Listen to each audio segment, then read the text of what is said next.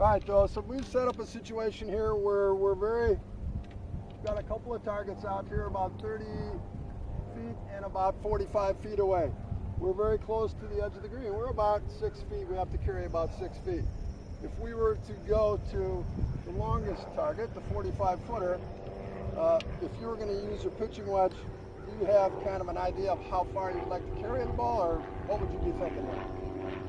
I would probably try to have it land about 10 feet in front of the noodle and then have it roll out. 10 feet in front of the noodle that we're going to, the far one? And 10 feet in front of the upright. Oh, okay, so this far. I would say I want to... So, oh, okay, on that side of it. Gotcha, okay. So I like to think a little bit about, the loft of a pitching wedge. It's going to roll out about 50% of or about the equal distance. So if you have 45 feet, you pitch it or chip it 20 feet, it's generally going to roll out about half as far. That's the kind of the rule of thumb I like to use. But obviously, once again, it depends on the trajectory, the de-lofting, and so forth. Let's see you hit a couple of shots to the 45-foot target. So tell me, kind of walk me through. The ball position is going to be center? I usually put it on the back. I always line it up to with my back foot. Okay. A little inside my back foot. Okay. In between my belt buckle, probably closer to my back foot, but in between my belt buckle and my back foot. And that'll keep your hands forward. Is that Keeps the idea? my hands forward, okay. And I always open up a little bit. Okay, that's good. I like that idea.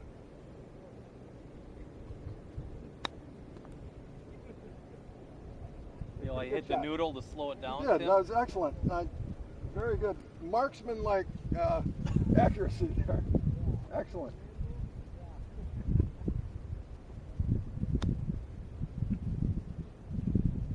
Okay, good. Very good control. You've obviously adapted to that technique. What if we were going to go to the 30-foot target? I would probably just land it right here where the upright is. Okay, carried a little bit shorter distance, obviously. All right, let's see how you do that.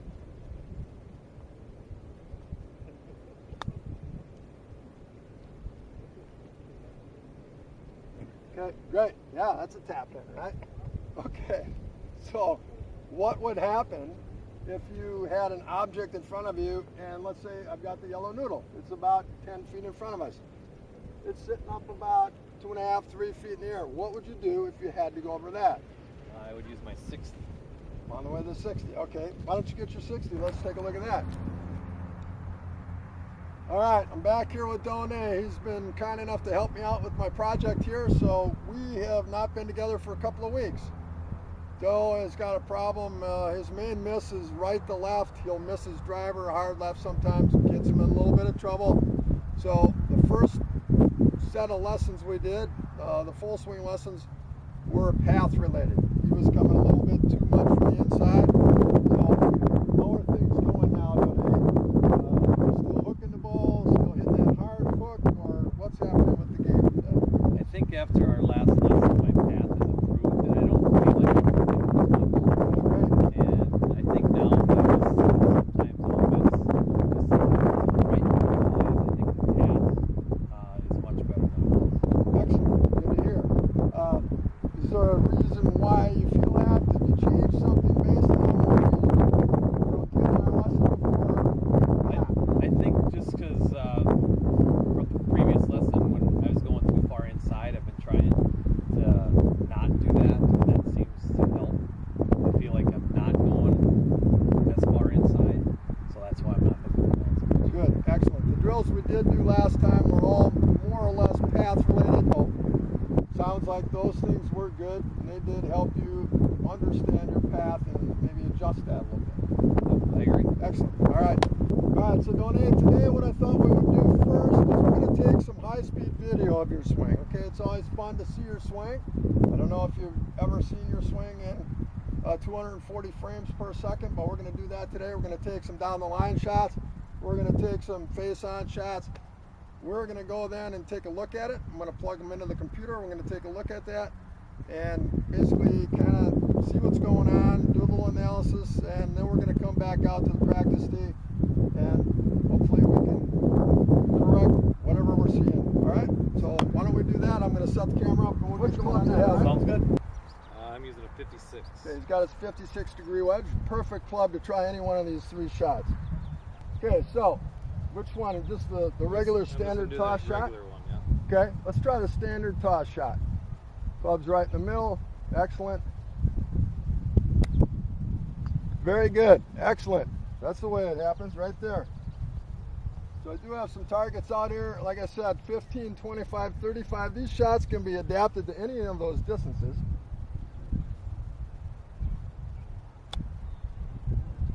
Good. Very good. So the important thing here is making sure that that horse race finishes in a dead heat, and we're swinging around that axis, which is roughly our chest area, or our sternum. We're doing a good job of that.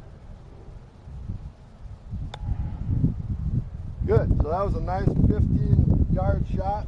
Almost hit the target. So what if we wanted to make it run a little bit further? What would you do, Doe?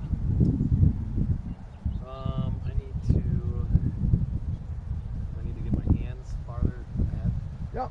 So we kind of lay that handle forward, if you will. Basically de-lofting the club a little bit. But then we have to stand to the handle, as Mr. Sones called it. So we lay it forward, and then we stand to the handle, because we'll always have that handle right in front of our belt buckle. Now you've got the 3 horses, right? Your belt, your hands, and that club all in a line, and they will finish together, just as they are set up now, that impact. You got That didn't run very much. Number 1 horse, yeah, it's going a little bit fast. So there is some hinging of the wrist, even with this slow shot. So the way I like to kind of think about when I've practiced this shot with Todd's shot is with the low toss, I really kind of feel that my hands continue low through the swing. Obviously, I'll let my hands come up here. You can see the loft. I like to keep that club running real low because I want the ball to start low and fly low. So think about that. Good, much better, much better.